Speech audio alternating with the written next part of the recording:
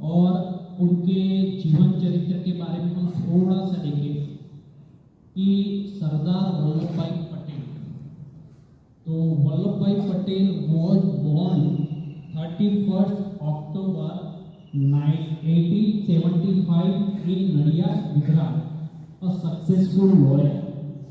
By Mahatma Gandhi chose him his deputy commander to lead the Kheda Satyagraha in भाई और मां का नाम श्रीमती लाडबाई था।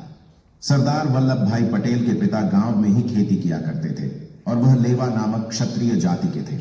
झबेर भाई ने रानी लक्ष्मीबाई की सेना में भी काम किया था और वह प्रथम भारतीय स्वतंत्रता संग्राम में भी शामिल थे।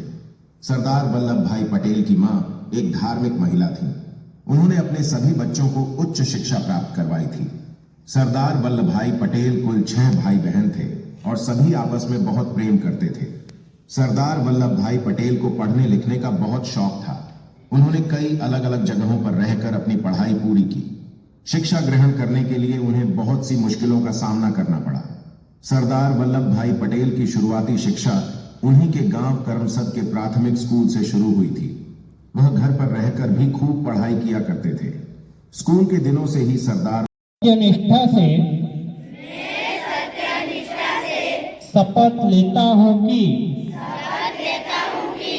मैं राष्ट्र की एकता, अखंडता और सुरक्षा को बनाए रखने के लिए स्वयं को समर्पित करूंगा और अपने देशवासियों के बीच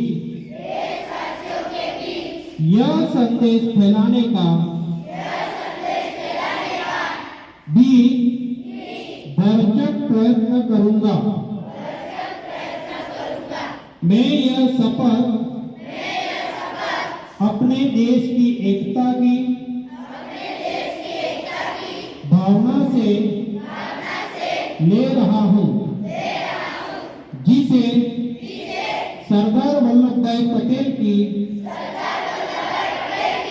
दूरदर्शिता एवं कार्य द्वारा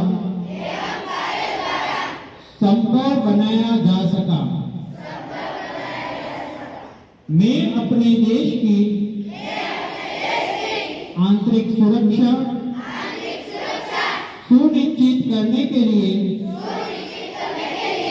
अपना योगदान करने का भी सत्यनिष्ठ से संकल्प करता हूं। इंग्लिश में भी ले लेते हैं।